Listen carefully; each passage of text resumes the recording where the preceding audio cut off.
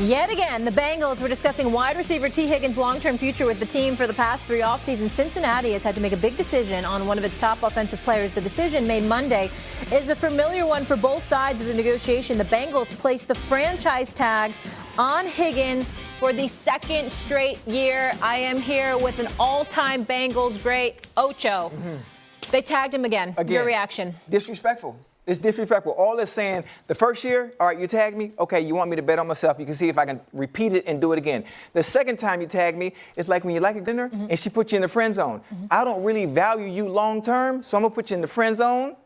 And we're going to, at some point, sometime to say, all right, it's allowing the Bengals to buy themselves enough time to maybe work out a deal. But if you wanted to work out a deal, you would have done it a long time ago. Because there was nothing wrong with me the previous season. Okay, I proved myself. I was productive again, and I understand what T can make on the open market. I love Tee Higgins. I love the Bengals. I love the organization. But if you don't value him long term, why even play this game? Let him go. Let him walk, because I have a great understanding. He has a great understanding what he can make on the open market. But if you're going to do it and do right by him, which is I think is going to be hard, even with the salary cap going up, you got to pay Jamar Chase north of 40. You have Joe Burrow tied up. Then you have issues that we need to address defensively on the defensive side of the ball. You have Trey Hendrickson, who is also due. What do we do? But I don't know. We're going to see. Yeah. Shay? I agree with everything you said, Ocho, because it's almost like the Bengals are betting against themselves. You knew, okay, at what point in time did you realize that, you know what, Tee Higgins is a valuable commodity to us? We drafted him, we grew him, and now he's matured into what we believed he would be when we selected him in the 2nd round, the same year you selected Joe Burrow. And now you franchise him. And I get it, Ocho, you know what, maybe this was a one-time thing, and maybe he's in a contract year, and we've seen this before. I don't have a problem with teams doing it. I don't like it, but teams like, you know what, this guy had one season. Can he replicate it? Can he do it again?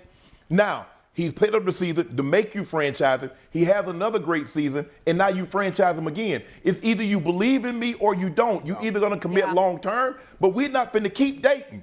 I'm not going to keep having a place over here, you got a place over there. At some point in time, we got to come together. Either we going to get good or we going to get gone. But we're not going to keep doing this. I ain't going to keep shacking with you. I needed you to make a long-term commitment. That's right. I like commitment, guys. I'm a commitment guy. There we go, Shannon. You know what? And if you have Molly, I don't like the way you said, Mel.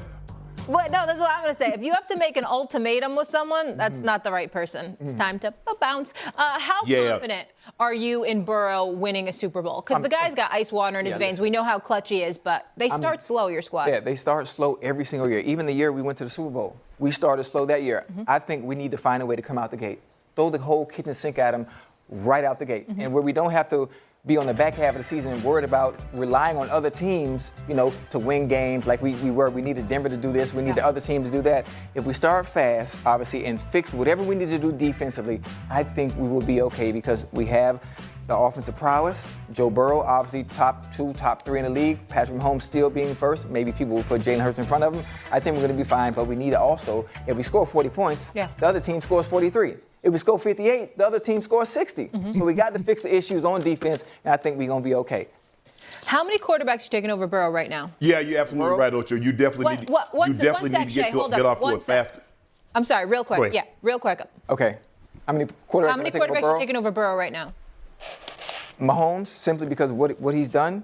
And because Jalen Hurts is coming off a Super Bowl, I would put him 2, and then obviously Burrow 3rd. And that's with all due respect. Okay. Shay, sorry for stepping on you. No, but I just think that you're right, Ocho. You need to start off faster. But for whatever reason, the offense didn't look like the first couple of weeks. The offense didn't look like it did the first couple of weeks, like it did weeks, so forth, 5 through 17. Because you see, you struggled against the Patriots, you lollygag around, and your defense. Now, how do you play? Think about it. You let Jesse Bates III go. You let some quality defenders go because you're so up against the cap. And Mike Brown, we know, Lord bless his heart, he ain't really trying to spend no money like that. But because he's waited to Jamar Chase to have a Triple Crown year before he negotiates his contract, he let Tee Higgins have back-to-back great seasons. Trey Hendrickson, 17.5 sacks, back-to-back season. You see Pratt, the middle linebacker who led the team in tackles, he wants a new deal or trade him. You guys are up against it, Ocho, and I just don't know how you're going to keep that $26 million. Direct cash. That's not, you can't spray that over anything. That's $26 million. Chase wants his money. Chase is going north of 40. You got Joe Burrow at $55 million. You got Hendrickson's going to want north of 30. You want Pratt. He says, hey, I want Fred Warner type money. I just don't know how you keep it together. Do I believe they'll be better than what they were? They can't be any worse defensively. They switched defensive coordinators. We'll see how much more aggressive they're going to be in that aspect. But a lot of that is on the offense. They've got to play better early because Jayden Daniels outplayed him in Cincinnati. Drake May outplayed him in early in the season. And those are the games. Now, it's no harm, no foul because we see what Washington was able to do. They went to the NFC Championship. But you cannot lose. You absolutely cannot lose to the Patriots, who won a grand total of, what, 4 or 5 games. That's the game. You win that game, you're in the playoffs, and we don't know what happens. Right. But Chad, before I come back to you, Shannon, Ocho had him at 3rd in terms of quarterbacks. Is that where you have him as well? I still have Mahomes 1. I would put Lamar 2. I would put Hurts 3. I'll put Josh Allen. It's a toss-up between me, for him, Josh, and Joe. Okay. I think I might lean a little bit towards Josh because of legs. Okay. Okay. I mean, you can't go wrong. You can't go wrong. It gets tricky in that AFC in the AFC East. You know, when it comes to those quarterbacks, when it comes to Lamar and Joe, and it's all based on preference. And then you start getting nitpicky. You start bringing up numbers and who can run, who can do what better based on their skill set. It gets tricky. Listen, I like them both, and I'm putting Burrow 3rd regardless. You know that. And right after Joe, obviously, with me being okay. Basically, you just you undermine your argument. Okay, cool.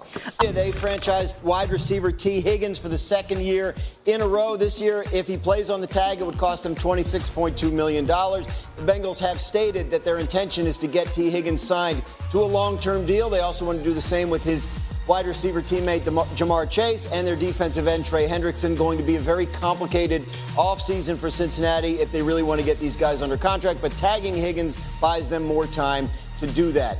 The Dallas Cowboys have been working on a long-term contract for defensive lineman Osa Odigizua.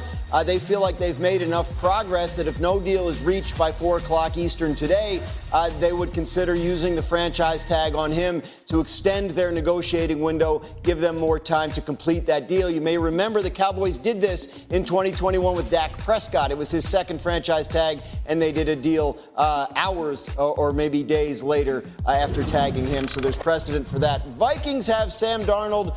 It would cost them about $40 million to tag him. As of now, it does not sound as if they will, which would mean that Sam Darnold would hit the free agent market next week.